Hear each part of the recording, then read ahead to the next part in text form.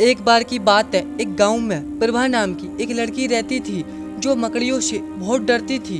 वो मकड़ियों से इतना डरती थी कि उसे सपने में भी मकड़ियां ही दिखाई देती थी, जिस वजह से वो कहीं भी नहीं जाती थी और सिर्फ अपने कमरे में ही रहती थी।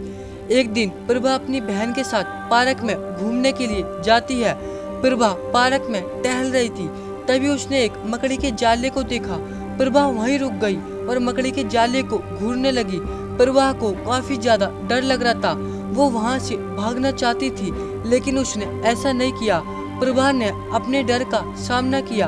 प्रभा वहीं मकड़ी के जाले के पास बैठ गई और उसने एक गहरी सांस ली और फिर धीरे धीरे मकड़ी के जाले की ओर हाथ बढ़ाने लगी। जैसे ही उसका हाथ मकड़ी के जाले के करीब पहुंचा, उसने देखा कि मकड़ी के जाले के बीचों बीच एक मकड़ी बैठी हुई है। वो एक छोटी सी मकड़ी थी, लेकिन डर की वजह से प्रभा को बहुत बड़ी दिखाई दे रही थी। प्रभा फिर से रुक गई और उसने अपनी आंखें बंद कर ली। उसने एक और गहरी सांस ली और आंखें खोली। उसने फिर से मकड़ी की ओर हाथ बढ़ाना शुरू किया। जैसे ही प्रभा का हाथ मकड़ी के पास पहुंचा, मकड़ी भागने लगी।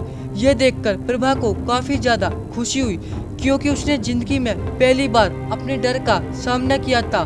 फिर उसके बाद प्रभा पार्क में टहलने लग गई और अब प्रभा को मकड़ियों से बिल्कुल भी डर नहीं लगता है।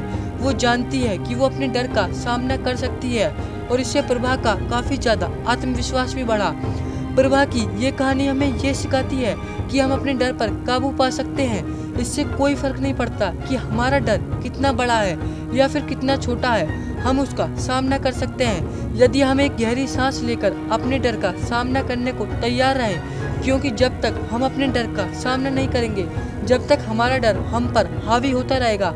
अगर आप किसी डर से परेशान हैं तो प्रभा की ये कहानी याद रखें और जान लें कि आप इससे बाहर आ सकते हैं। बस एक बार अपने डर का सामना करने की कोशिश करें, क्योंकि सारे डर काल्पनिक होते हैं। ये सिर्फ हमारे दिमाग द्वारा बनाया गया एक भ्रम होता है। मैं आशा करता हूँ कि ये कहानी आपको अच्छी लगी होगी।